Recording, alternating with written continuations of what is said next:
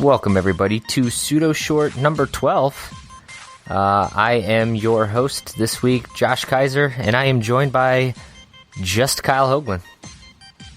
And it's probably going to be that way for a little while. And for those that, for you sound buffs out there, you might be able to tell that I'm currently using the finest equipment that was lying around the floor of my pretty much empty apartment. I'm using the old iPhone headset plugged into my work laptop. That's about that's the type of dedication that I am. Unlike a certain third wheel of the podcast that's not here with us today. Yeah, apparently this whole baby thing has got the best of him, and our new proud papa will continue to be missing our shows, including this week's Pseudo Short, which again, our short, of course, is always our Acois, yeah. Easy for you to say. Our short podcast, of course, is our 20 to 30 minute podcast that we do in our off weeks. And June 23rd is no different, because I don't think I got that date in there earlier, and I know how you love your dates. I was waiting until we were going to really get into it, and then I was going to call you out on it. But good job picking it back up. Oh, thank you. And let's just get right into June 23rd's short, and we're going to be breaking down, kind of reviewing the E3 show.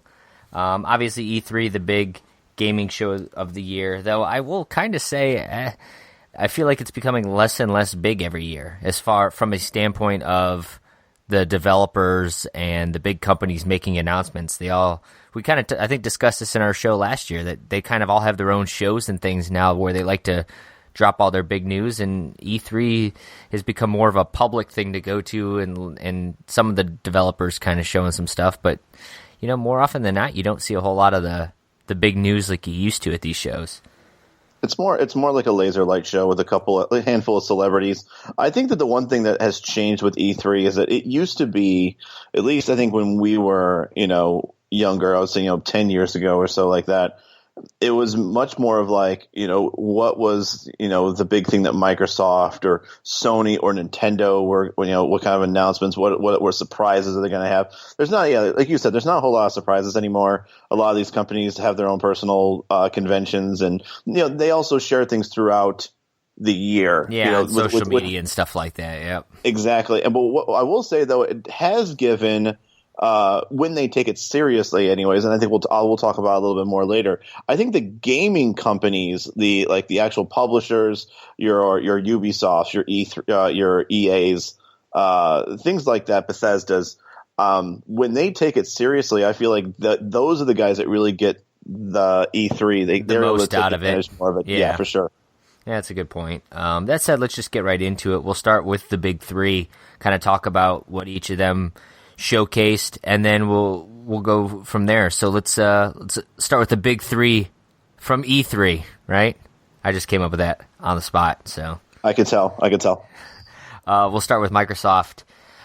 This is the Microsoft probably making the biggest news from a new console standpoint, anyways.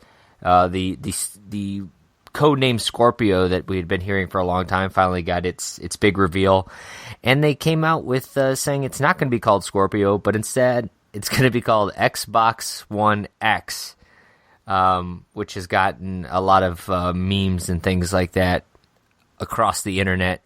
It's a marketing nightmare. It's a straight up marketing nightmare. I feel like Xbox in general, like Microsoft's naming of the Xbox variations has been just kind of all over the place.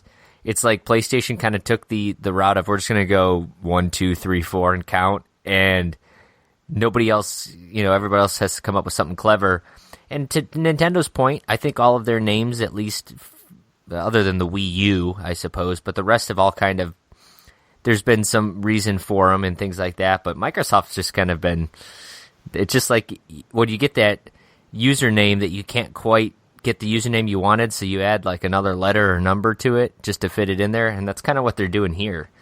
Or like 6969 or something like that. Right. Think of it. Yeah. Well, I think once again, the Xbox One X, it's when they were in the marketing, meeting pitching this, it was a cool idea where if you put everything together, it actually it spells out Xbox, like XX Box One X XBOX. So like that's cool. But when you already have a product called the Xbox One S, and then now you have the Xbox One X, and then what they're going to do next? They're going to have like the final version is going to be called the Xbox One F, and then like it's just one of those things. Like, good luck in Christmas time telling your mom that you want the Xbox One X. They go to the store and they don't know any better, and they go, "Oh, they must have meant Xbox One S." And then your son or daughter, not gonna be gender specific here, is gonna be very, very upset on Christmas morning when they open their gifts. Yeah, I agree. It's a bit of a disaster from a naming standpoint. That said, it sounds like a very impressive piece of hardware from a technical aspect. 4K, 12 gigabytes GDDR5 memory, a lot of other technical specs that if you get into that kind of stuff, you can really check it out. Am I the only one that actually felt underwhelmed by this? Like, yes, it is technically it will be the most powerful console out there. I think you're comparing it to PCs and stuff. Yeah, you're not going to be able to do that. Well, I felt like what I thought they were going to do was they could go one of two ways. They can go with going something very popular around the $400, $500 range, which is what they did, which I think would have been probably overall the best thing to do, just because they'll probably sell more. From a sales standpoint, yeah, right. But I think the other thing that I thought was if they already got the Xbox One S, which might be like the console, like the family, one in every household type of console, and then you have your enthusiast console, which I thought was going to be a little bit more modular, something that's going to be more upgradable, something that was actually going to probably push closer to how much gaming PCs are, somewhere around the $700 to $900 range, and then that being, yes, that's not meant for everybody, but this is for the much more hardcore gamer, something that could be potentially upgradable, things you can take stuff out, put stuff in. Once again, stuff that will all be licensed by Microsoft, probably not stuff you could just go to like a Fry's Electronics or a Best Buy to get. But that's what I thought, that they might be going in that direction. So this was much more predictable. I was kind of hoping that they would try to make a splash like that and go with a really expensive, enthusiast level. But I guess probably from a sales standpoint, this was probably the better way to go. Yeah, as I say, I don't think you can really do that, because you're going to push away a big percentage of gamers by doing that, because they're not going to be able to afford it, and then also you're going to really narrow your developers. What kind of developer is going to develop on a hardcore system like that? Or they're going to have to try to make another, okay, this one's compatible for this version system, this one's for this one. It becomes a bit more of a nightmare from that aspect too. So I think this is probably the smartest play from just a straight sales standpoint. That said, it does have a $500 price tag coming out this November. I'm not going to jump for it. I'm also, full disclosure, probably a Sony guy to begin with. But, most of the stuff I need, I have. There's never Xbox exclusives that really jump at me that I need to go get the system for. And the ones that they announced for it right now, they're exclusives. The Forza 7, the new racing game, not my cup of tea, so really don't care about that. Crackdown 3, the trailer I watched for it looked like more of a commercial with that, was it Terry Crews in it? And also not really the style of game I play. And then Metro Exodus, which is coming out next year. So for me, it was kind of I think if you're a Microsoft fanboy, an Xbox fanboy, you're probably pretty excited for it. It does hit a solid price range for this type of system. But for me, I'm at a pass at this point. Nothing really stands out that I need to jump in to go for this. But I will say backwards compatible, so at least they learned their lesson there. Yeah, it's. I don't know what I'll do with this. I've never bought. Full disclosure, everything that I could probably get and play that's a Microsoft title probably also has. They're doing so much now with making things compatible with Windows, Xbox Live on the Windows 10. So there's a lot of stuff you can play on your PC. So if you already have a master race kind of gamer, you can play a lot of these Xbox One exclusives anyways. So yeah, I'll miss out on a couple of things, but that's what my PlayStation 4 is for, and obviously then everything else would go to the Switch. Well, there you have it. So let's jump on to both of those companies you just kind of named. We'll start with Sony. No systems announcement from them. I think this was kind of expected. They really there hasn't been any big announcement that they have the PlayStation Pro out there, sort of kind of an answer to the Xbox One S. To your point, or the S was a response to it. Anyways, the Xbox One X I think was more of a response for the Pro. Yeah. So this is there's no system. They basically were coming out here and displaying their exclusives, the exclusive games that they were going to come out for it, and also hit on a couple of VR titles. So we'll kind of go through those real quick. The God of War franchise continues to live on. It's basically Kratos now with his son. I never was a big God of War fan. I think if you are, you're probably excited for this next one, but I won't look at this as much. They're fun games, but they're just not anything I'm going to go jump for. I don't know. Are you a God of War fan, Kyle? I have a lot of fun watching it. I personally have never touched a controller and played that game. No. I know Haddix has. So if he were here, maybe he could give us some information, but he's not. But I think he's only played a Vita version of God of War too, though. So we know Kratos now being a father, maybe he'll jump on the next version and live that life out again, right? I mean, it's pretty much this. That's what fatherhood is. If you want to know what fatherhood truly is, go get God of War. It'll be coming out in 2018. I feel like that's Twitchy. Yeah. Next one, it'll give us plenty of time. Maybe we'll have a kid by then. There you go. The next one on the list, the new Spider-Man. Spider-Man, back in the day, I think Spider-Man 2, I want to say, for the PlayStation 2, was, dubbed one of the greatest games for that system, and it was just a really open-world Spider-Man game. Everyone loved it. And now this is kind of this could be their next version of that. If you watch the trailer, to me, it feels a lot like those Arkham games from Batman, except it's in Spider-Man's world. You're fighting as Spider-Man, his kind of swinging around with the web, a lot of quick action combat where you're using webs and jumping around. And then, of course, you're just going to have your Spider-Man characters. That said, it looks pretty fun. I might check it out if I'm, jonesing for that style of Assassin's Creed or the Arkham games in a Spider-Man skin.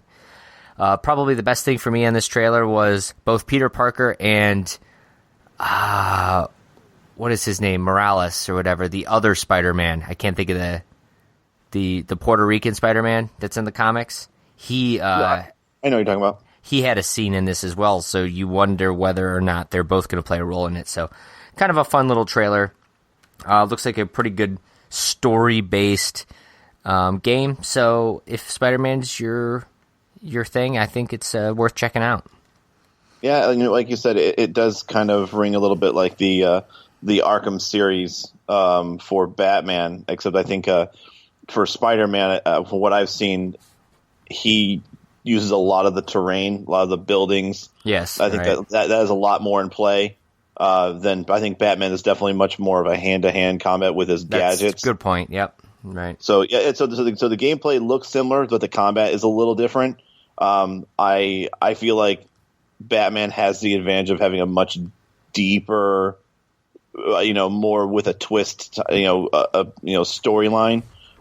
Spider-Man always to me seems a bit more, A to Z. Sure. The plot's pretty. I'm not saying it's bad, but it's generic. So hopefully the excitement or the good part about the game is going to be the gameplay. I think the plot is going to be what it is. Yep. So we'll move on. That comes out in 2018. A lot of these titles really are 2018. They're going to do a Shadow of Colossus reboot, or remake, I should say, not reboot.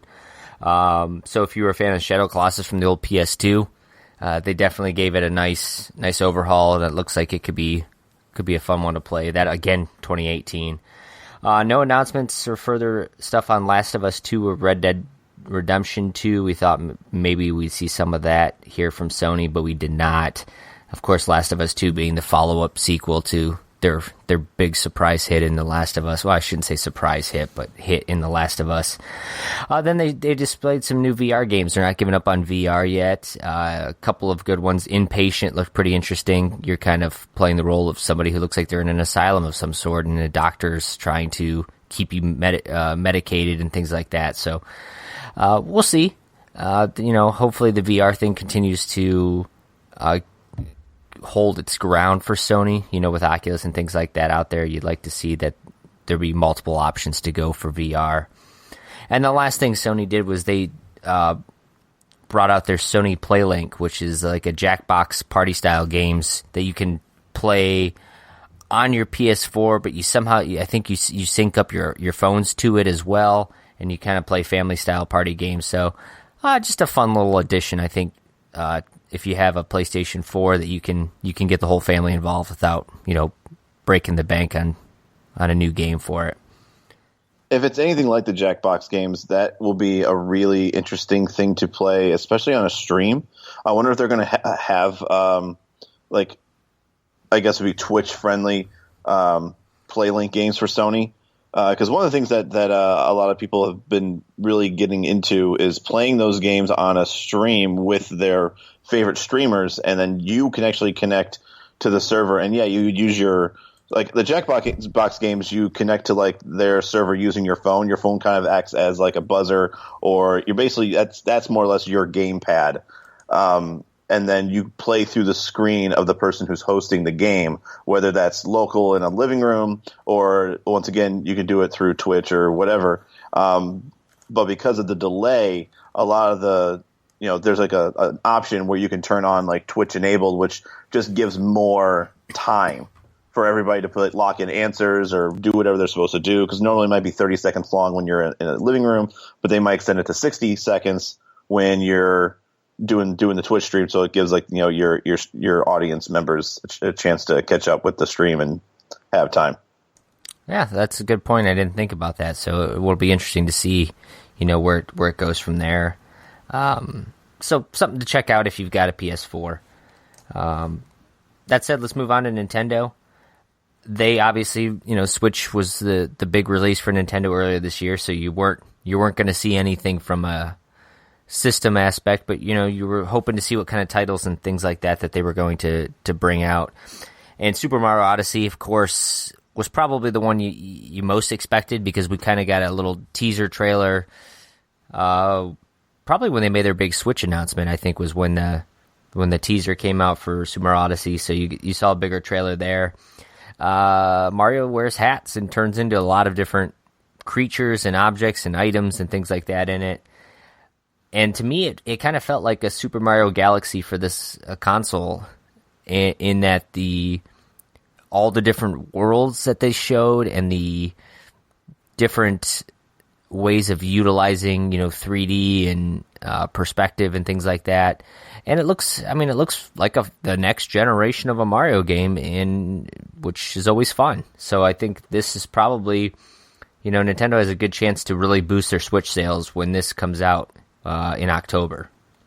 And this also looks like whenever they go back to using the play style of Mario 64 or Mario Galaxy, those are the Mario games I really look forward to. Not saying I don't mind playing like the kind of the side scrolling, the Mario Brothers, like the one like the Mario Brothers Wii and the Mario new Brothers Super Mario Brothers and stuff like that. Right. Yeah. I agree. That's more traditional, better graphics. But when you open it up, like I know that they also made Super Mario 3D World for the Wii U, which was good and all. It was a fun game, but it just seemed like there was not so much immersion, like the especially for the Galaxy games, even like Super Mario Sunshine and things like that. So this is going to be like kind of the next step, or the next upgrade for that type of game. So I'm really looking forward to it. Yep. It's definitely a day one buy for me when it comes out.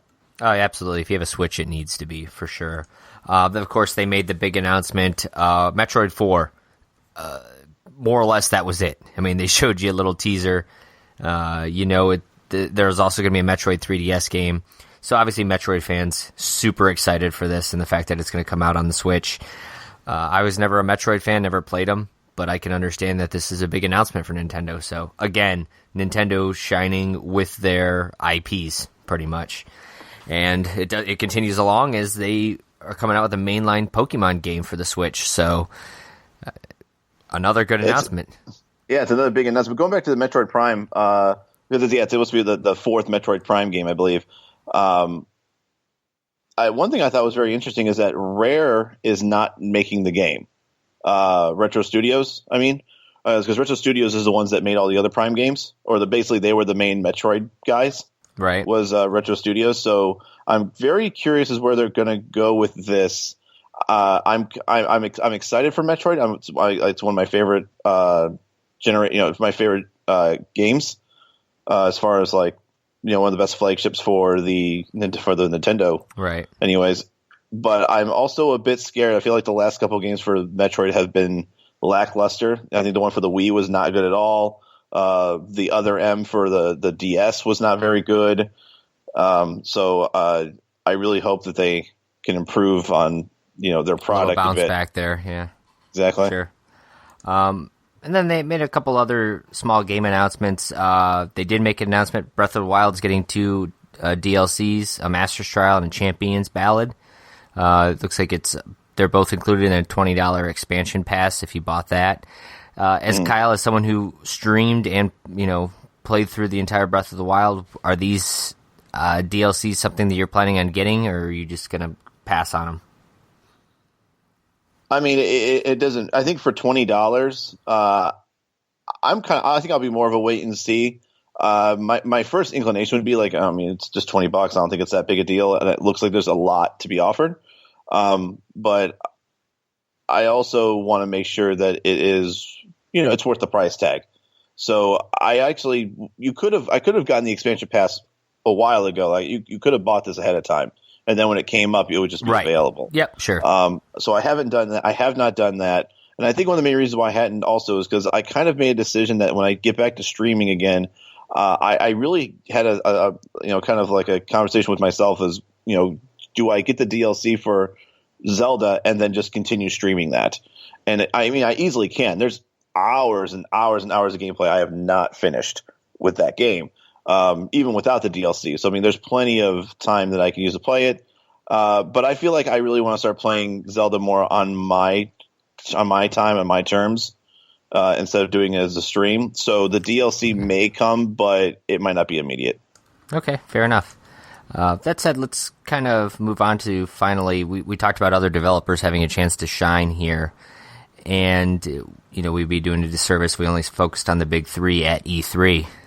See, I'm coining it as we go on through this podcast. It's always fresh. And let's just discuss, any other notable games that were shown at E3, Kyle. I'll give you a quick list here, and then we can kind of maybe discuss one or two that, stuck out to you or I.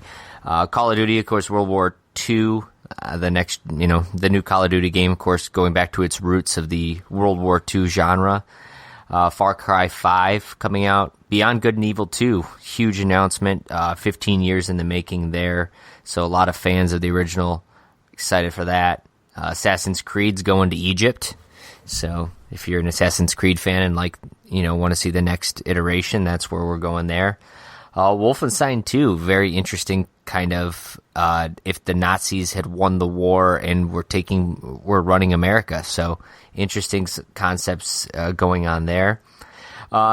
Madden, actually, why you think Madden, the new game every year, they actually took a step forward this year, or possibly forward, we'll see, with their own story mode, kind of a kid going through from high school into the pros and his whole story and backstory of how he got there and stuff, so interesting to see what they'll do with that.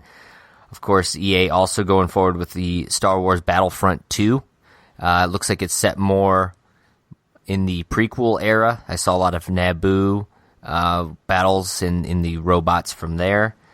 And the team behind Mass Effect creating a new game called Anthem, which has a lot of fans excited for that.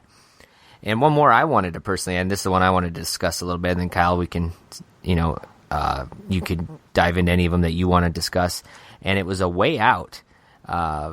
This is another EA announcement. I got to be honest, EA kind of came strong at this show, and for all their faults, they do make some good games from time to time. And this one, A Way Out, it's an interesting concept for me. It's a prison break kind of story, but it's a co-op split-screen game, and that's the only way you can play it. It's two people. You can either play, on a couch at a house, or you can play online with another player. And you're two prisoners, and it's running simultaneously split screen. Sometimes you're in a cutscene with one guy, and the other guy is walking around doing whatever. Sometimes you guys are in the same room doing things, working together to get out of there, or get an item, or whatever the case may be. And then, other times you're kind of doing different things, and you guys have different ways of trying to obtain the same. I think the one scenario they showed, they were trying to sneak laundry sheets out of the laundry room, and the one guy is trying to do it all subtly and bribe this person, do that. Another guy literally goes up and attacks the guard. So a lot of different variations to do it. Very, very unique kind of style game, I think. So I'm kind of looking forward to that one, and I might actually pick that one up day one. Try something new, just a whole different style game for me, and I kind of liked it. So how about you, Kyle? What was maybe a game or something that you want to discuss or that stood out for you? Well, I really paid a lot of attention to the Ubisoft panel. I always felt like Ubisoft always seems to show really good games, and then when they come out, they're duds. Like whether it's a really bad release, bugs are showing up, and everything else. And I feel like EA is like the opposite. Like EA has always been like the games are kind of lackluster, and then they end up being good. And then the ones that end up being bad are the ones where everything was great until they got their hands on it and they ruined it. But for Ubisoft, there was one game in particular that I thought was really unique, really interesting, and that was Skull and Bones, which is a strategy pirate. Oh yes, I did see this one. Yep. Yeah, so I just liked it because there's nothing else like it. There's nothing on the market that has this, pirate ship battle, kind of warfare. I think it's both ship and then also getting on the ship and, and attacking the people when you kind of try to board their ship. And it's multiplayer. It's PvP. There's PvP involved. There's events that go on. Obviously, everything's still in pre-alpha, so I mean, this is just a lot of promises. Who knows what it's actually going to be when it comes out? What the final product is, yeah. But if everything is the way it's going to be, I see this game being one of the biggest strategy online games. I think it's going to get a huge following if they follow through with this well. And then the only other one I wanted to even say just a word or two about, because I'm getting it day one. It actually might be something I stream as well. Is the South Park Fractured Butthole. They did mention more of it. They put a date. There's a date on it now. Did they put a date on it? I must have missed that. I didn't see that. I know it's been in post-production hell for a while, which just seems typical with these South Park games where delays and things like that come about. But I did not see. I believe they said October 17th of this year.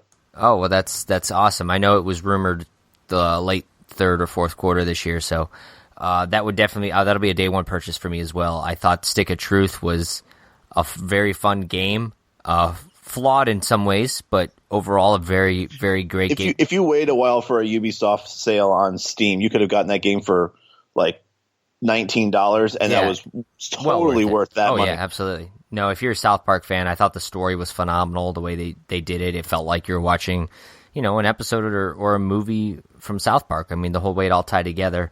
So definitely looking forward to this follow up that they're working on. That said, any final words or anything like that? If not, we're gonna wrap this short up. I guess I just want to ask you, who do you think? I know it's always who won E3, and I always feel like it's a weird thing to ask these days because I don't think I don't think anybody really.